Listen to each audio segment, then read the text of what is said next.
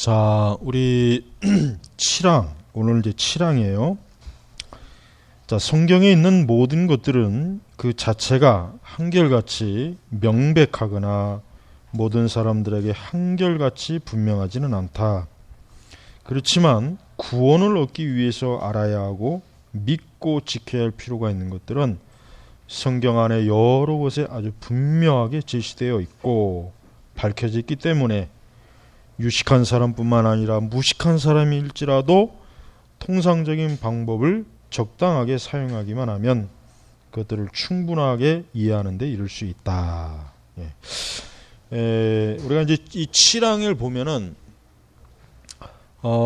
성경은, 성경의 핵심은 구원을 얻기 위한 이 교리적 지식이 명확하다는 거예요. 그러니까 우리가 사실 뭐 성경을 완전히 알 수는 없어요.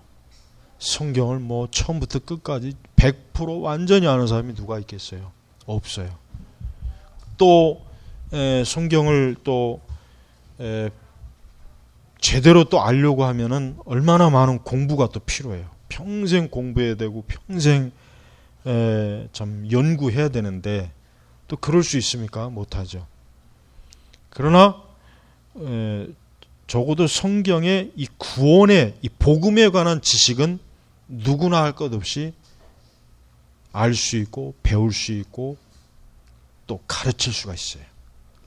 이거는 참 너무나 명확한 거예요. 그러니까 우리는 적어도 성경은 예수 그리스도를 믿어서 구원을 받고 하나님의 자녀가 되어 그리고 그가 이제 새로운 피조물 새 사람이 되어 하나님의 자녀가 되고 하나님의 백성이 되어 그리고 이제 그는 장차 천국에 들어가요.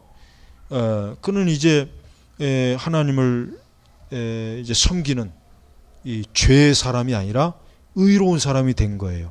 바로 이겁니다. 그러니까 이와 같은 것들은 뭐 무식한 사람, 뭐 배우지 못한 사람도 이런 가장 기본적인 지식은 누구나 다 어때요?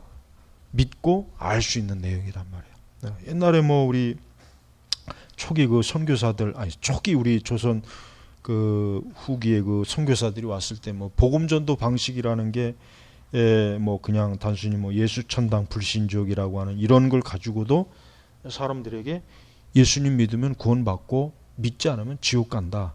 이게 간단하거든요. 근데 그 시대 수준으로 봐서는 그럴 수밖에 없는 거예요. 그러니까 그렇게 간단 명료하지만 진짜 그 전도 소식을 듣고 아무리 글자도 모르고 배우지 못한 사람이라도 예수님 믿으면 천국 가는구나.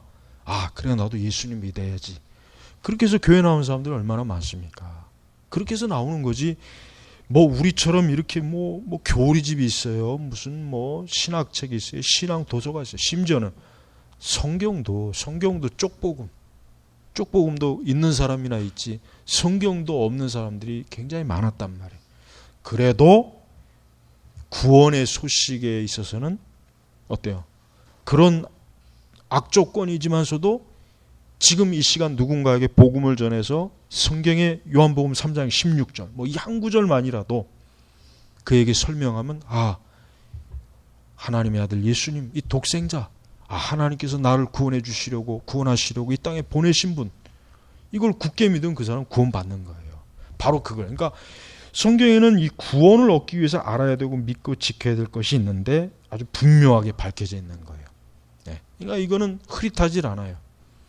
그 외에 이제 뭐 종말론 뭐 전천년이니 후천년이니 무천년이니 뭐 휴거가 앞에 있을 거니 뒤로 있을 거니 뭐 그 외에 뭐 또 하여튼 5만 가지 그 성경 안에 있는 그 많은 알아야 될 것들은 사실은 다 아는 사람도 없지만 또 서로 의견이 다르고 관점이 다르고 막 이렇게 복잡한 거예요.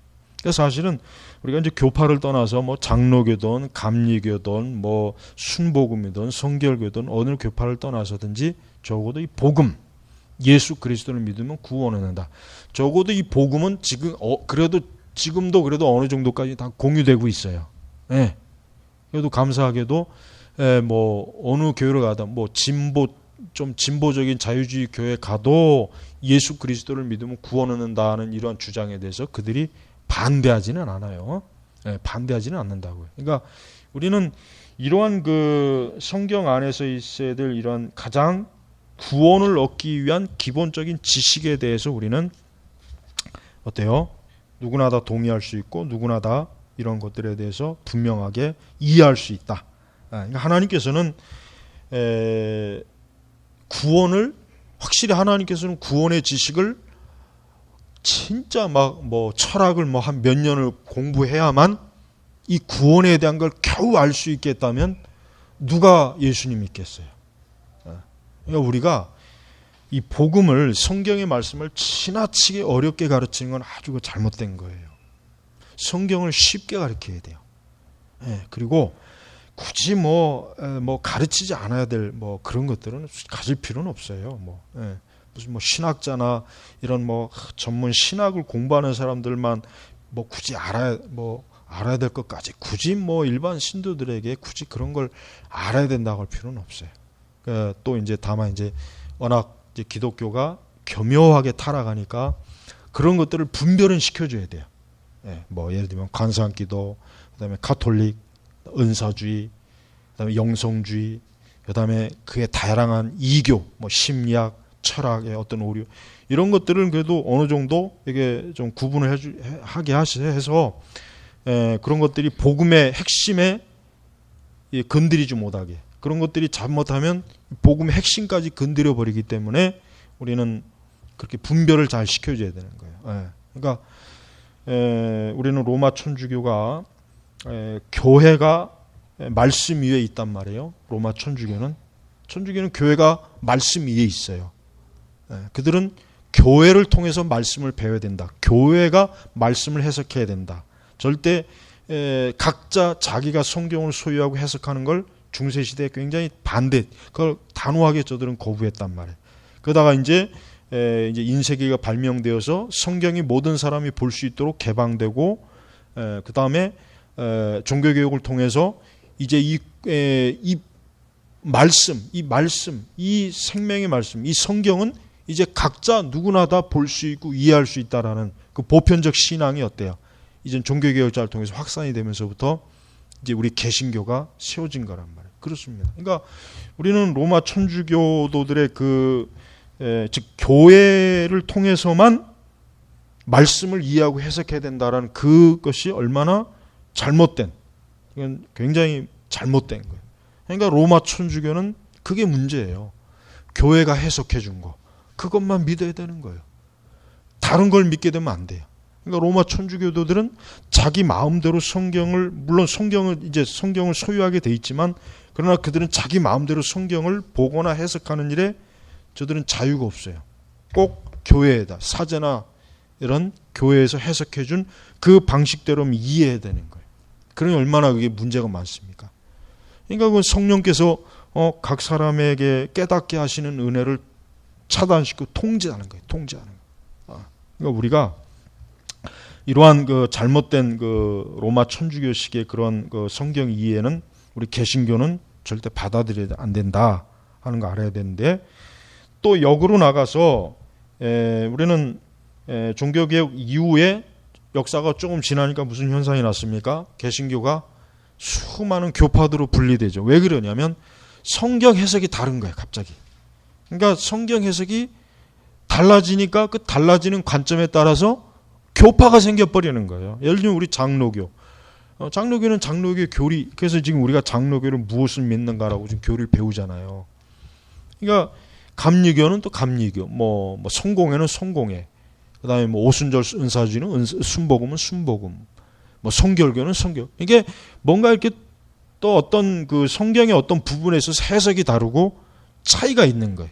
또 뭐 칼빈주의, 뭐 세대주의, 복음주의, 또 신복음주의, 신정통주의, 자유주의, 뭐 급진적 자유주의, 뭐 해방 신학. 이게 또 굉장히 신학에 따라서 달라지잖아요. 그래서 사실은 그 단점이 참 이게 치명적이에요. 거기에다가 이제 이단들. 이 같은 성경을 가지고 통일교니 무슨 뭐 여호와의 증인이니 막 또 이단이 많이.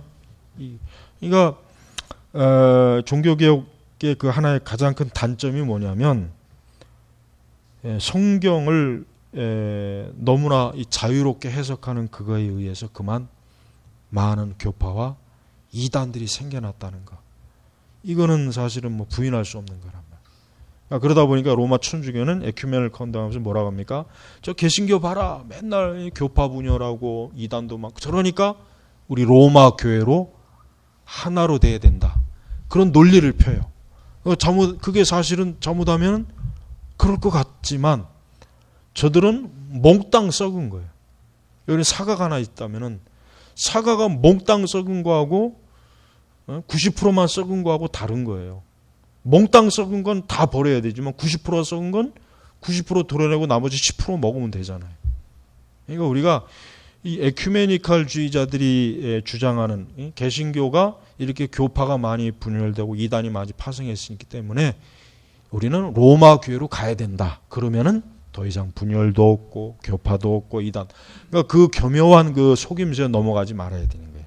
왜냐하면 우리는 성경을 올바르게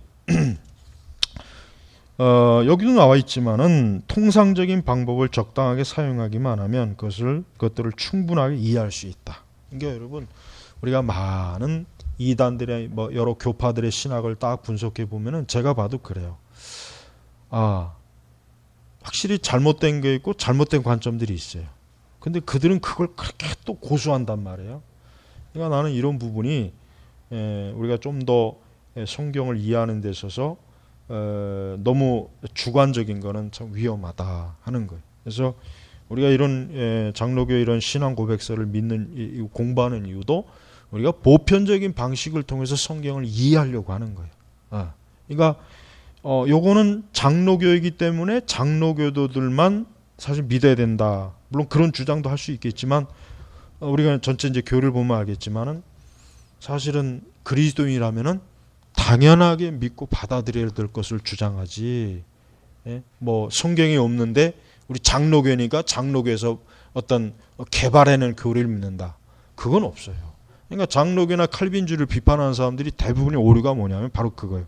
마치 우리가 성경에 없는 것을 가지고 믿게 한다, 뭐 강요한다, 없는 교리를 만들어서 자신들의 교파나 분파를 형성했다. 이런 식으로 비판을 하는 거예요. 근데 그들의 비판은 잘못된 거예요. 우리는 그러니까 어디까지나 구원의 진리에 있어서는 명확해야 되고, 그 다음에 우리는 각자 자기들이 보는 성경을 가지고 우리는 성경을 이해하고 해석하는데 우리가 그걸 막으면 안 되는 거예요. 물론 거기 부작용이 있지만 누구나 다 하나님께서 말씀을 보도록 개방시켜줬지 교회를 통해서만 너희가 말씀을 믿고 이해된다는 구절은 성경에 없단 말이에요. 그러니까 우리는 천주교의 주장을 일구의 가치도 없는 거예요. 우리 이 책에서 아주 굉장히 재밌는 말을 했어요. 로마 교회는 베드로를 교황이라고 주장한다. 근데 이게 성경에 근거가 없거든요. 근데 교회에서 이렇게 가리키니까 천주교도들은 베드로가 초대 교황인 줄 알고 믿고 있어요. 뭐 그것뿐이겠습니까? 연옥교리도 마찬가지. 수도 없이 많은 교리들이 교회에서 이렇게 가르쳤으니까 우리는 그걸 믿어야 된다. 이게 천주교도들의 방식이란 말이에요. 그렇지만 우리가 직접 성경을 보고 성경에 어디 연옥이 어디 있느냐, 마리아가 언제 동정녀로 죽었느냐, 예수님이 어디 형제가 없느냐, 성경 어디에 있느냐, 우리는 당당하게 성경을 가지고 우리는 따져야 돼요. 누굴지라도. 그러니까 이게 얼마나 이 진리를 추구하는 올바른 방식이잖아요. 그러니까 로마 천주교도들의 그런 그릇된 교리, 그릇된 신앙이 왜 그렇습니까? 왜 그걸 수정을 못하냐면 교회에서 그렇게 가르치기 때문에 손을 못 대는 거예요. 그러니까 그들은 교회 가르침을 거부하면 구원도 없고 하나님에게서 떨어져 나간다. 이런 식으로 가르치니까 천주교인들은 교회에서 가르치는 걸 무조건 믿어야 돼. 그걸 조금이라도 거부한다는 것은 그건 그들에게는 사실 있을 수 없는 일이란 말이에요. 여기 보니까 어떻게 금일에, 그러니까 오늘날 교황의 서한들을 이해할 수 있을 것인가. 참으로 교황의 칙서들을 읽어보면 베드로와 바울을 이해하기가 훨씬 더 쉽다는 걸 알 수 있다. 교황의 칙서는 라틴어로 씁니다. 원문 자체는 라틴어로 써요. 그게 이제 나중에 뭐 영어로 번역되지만 교황의 칙서들을 읽어보면은 진짜 굉장히 그 글이 아주 철학적이고 또 난해하고 굉장히 그 글들이 보통 사람은 이해 못합니다. 이 고위 성직자들 사제들이나 겨우 읽어서 겨우 해석할 수 있지. 뭔 소리를 하는지 이 교황의 칙서들을 읽어보면은 이 교황이라는 이 사람들의 이 존재 자체가 영혼들을 위한 사람이 아니라 자기들의 그 권력, 종교 권력을 위하는 사람들이에요. 그러니까 교황이 하는 소리는 모두가 헛소리예요. 그렇게 하면 돼요. 교황이 하는 소리는 다 미친 소리다, 헛소리다, 제정신 가지고 하는 소리가 없다. 그렇게 이해하면 돼요. 물론 이제 통찰력이 있는 글들도 있긴 한데, 그러나 우리가 그런 뭐 통찰력을 얻기 위해서 굳이 뭐 교황의 칙서까지 들여다볼 필요는 없어요. 성경은 더 잘 표현했으니까. 여러분, 우리는 여러분들이 성경을 읽고 적어도 그 안에서 구원,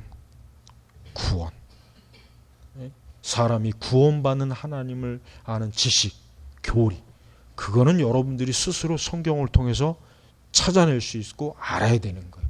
그것도 못하면 큰일 나는 거예요. 그것도 못하면.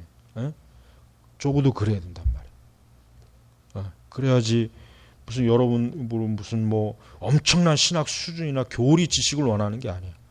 기본적인 구원에 관한 교리, 그거는 적어도 알 수 있어야죠. 그래야 적어도 내가 예수님을 믿는구나, 바르게 믿는구나. 또 다른 사람들에게도 복음을 전할 때 바르게 성경의 그 몇몇 구원의 구절을 가지고, 성경 구절을 가지고 그걸 짚어가면서 구원의 복음의 도를 설명할 수 있어요. 그 정도는 돼야죠, 최소한.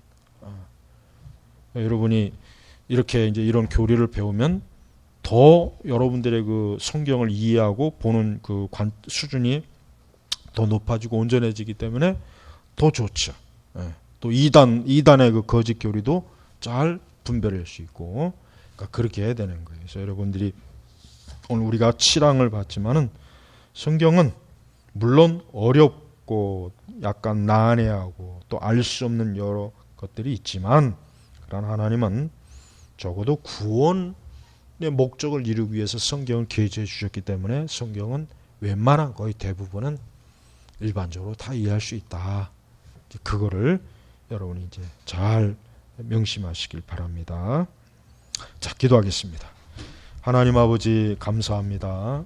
우리에게 주신 이 구원의 완성, 이 구원의 교리의 이 영광스러운 교리와 진리의 지식을 적어도 성경에서 내가 알 수 있고 이해할 수 있는 그 정도까지는 우리가 다 갖추면서 신앙생활할 수 있도록 도우소서. 예수님의 이름으로 기도 올렸습니다. 아멘.